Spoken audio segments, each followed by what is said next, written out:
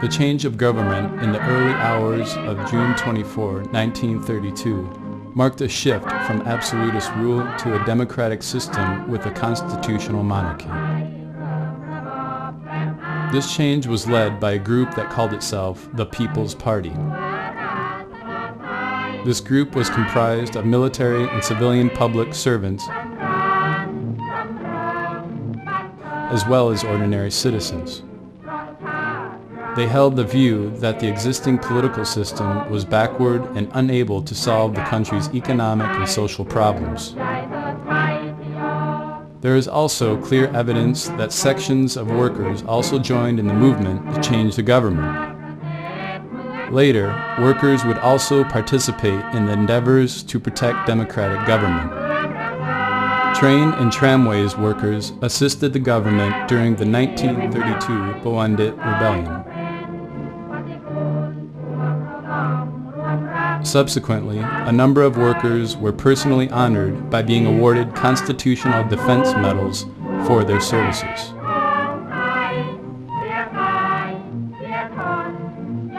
After the change in government, the basic rights of the lower classes were increasingly accepted. Workers began to have a voice, and they were permitted to establish their own organizations.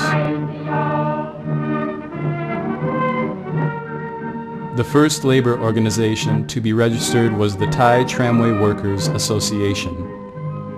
This organization was led by Bowaradet, a labor intellectual who had played an important role during the period of the absolute monarchy. Another organization was the Gannam Kong Association. This can be considered as the first labor council that worked on behalf of labor.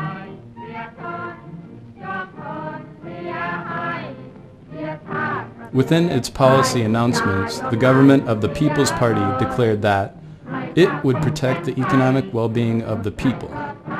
The new government will find employment for everybody by establishing a national economic plan which will leave nobody unprotected. After 1932, the government paid increasing interest to workers. At the time, the country faced a crisis that resulted from the world economic depression.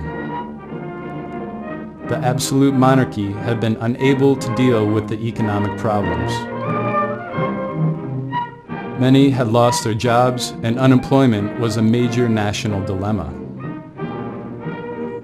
After the change in government, the unemployed presented a letter to the government asking that it find them work. In 1932, the government issued two new laws, the Employment Office Act and the Provincial Employment Office Act. These represented the first steps taken by the constitutional government to deal with labor-related issues. These acts allowed unemployed workers to register at an employment office.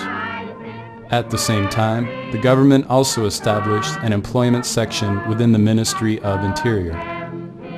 This was the first bureaucratic office specifically responsible for labor issues. The government pursued a nationalist economic policy that aimed to develop Thai industry that would replace foreign-owned firms. The state took the lead in stimulating industrial growth, a strategy that has been called state capitalism.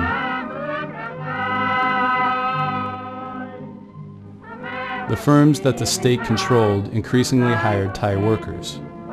This was because the Thai unemployed had sought government assistance in giving them work in state-controlled companies.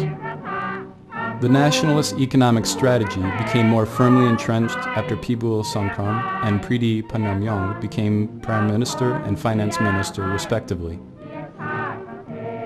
Foreign-owned firms were transferred into the hands of either local Thai capitalists or the state.